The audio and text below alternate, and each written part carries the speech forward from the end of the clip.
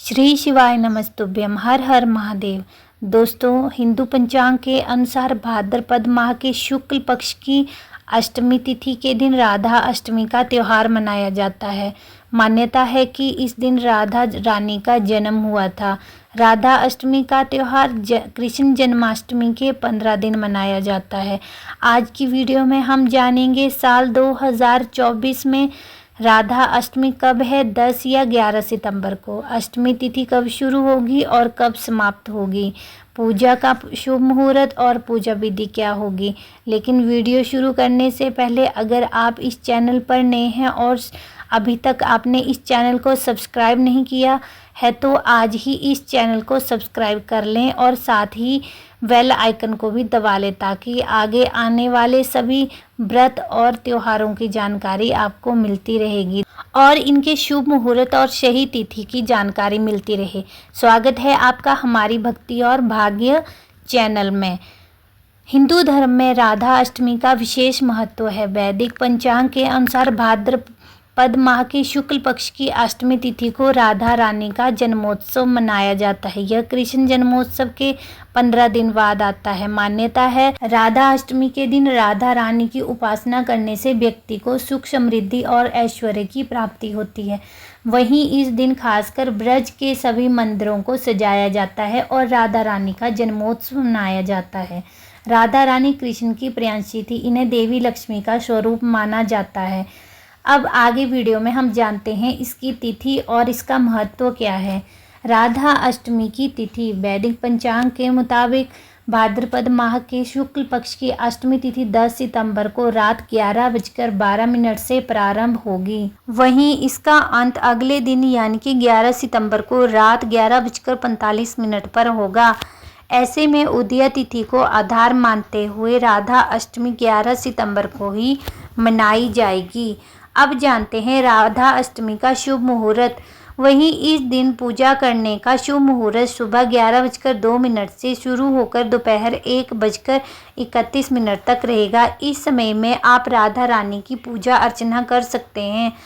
आगे हम जानते हैं राधा अष्टमी का क्या महत्व है। राधा अष्टमी पर श्री कृष्ण जन्माष्टमी की तरह ही व्रत रखा जाता है। साथ ही इस दिन राधा रानी की पूजा करने से माँ लक्ष्मी प्रसन्न होती है और उनका आशीर्वाद प्राप्त होता है। वहीं इस दिन राधा रानी की पूजा करने से वैवाहिक जीवन खुशहाल बना रहता है। पति पत्नी के बीच के रिश्ते मजबूत होते हैं। साथ ही जीवन में धन ऐश्वर्य की कमी नहीं रहती। राधा अष्टमी के लिए श्री राधा रानी के मंदिर को बहुत अच्छी तरीके से सजाया जाता है। राधा रानी की विशेष उपासना की जाती है। अब जानते हैं कि राधा अष्टमी के दिन व्रत किस तरह करना चाहिए। भक्त को राधा अष्टमी पर पूरे दिन व्रत करना चाहिए। सिर्फ एक समय फलाहार करना चाहिए। इसके पश्चात राधा कृष्ण जी की प्रतिमा को पंचामृत, दूध, दही, शहद, घी और गंगा जल से स्नान कराना चाहिए और फिर मूर्ति का श्रृंगार करना चाहिए। श्रृंगार के बाद राधा रानी और श्री कृष्ण को भोग लगाएं तथा उन्हें धूप, दीप, फूल आदि अर्पित करें। अब हम जानेंगे राधा अष्टमी के दिन क्या भोग लगाना चाहिए। राधा अष्टमी के दिन मालपुए का भोग अवश्य लगाएं। पुराणों के अनुसार राधा रानी को मालपुए काफ़ी पसंद हैं और भगवान श्री कृष्ण को भी राधा रानी के बनाए मालपुए काफ़ी पसंद आते थे। राधा अष्टमी के दिन आप राधा रानी को रबड़ी का भोग भी लगा सकते हैं।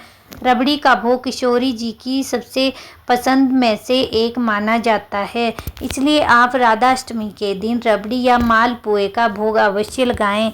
अब हम जानेंगे राधा अष्टमी के दिन पूजन विधि क्या होगी।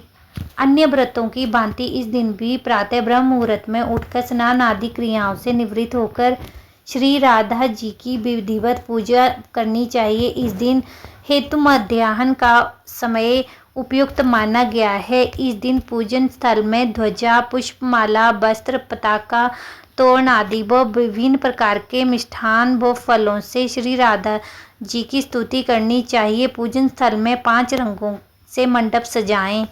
उनके भीतर षोडश दल के आकार का कमल यंत्र बनाएं। उस कमल के मध्य में दिव्य आसन पर श्री कृष्ण की युगल मूर्ति पश्चिम विमुख करके स्थापित करें। बंधु बांधवों सहित अपनी सामर्थ्य के अनुसार पूजा की सामग्री लेकर भक्ति भाव से भगवान की स्तुति गाएं।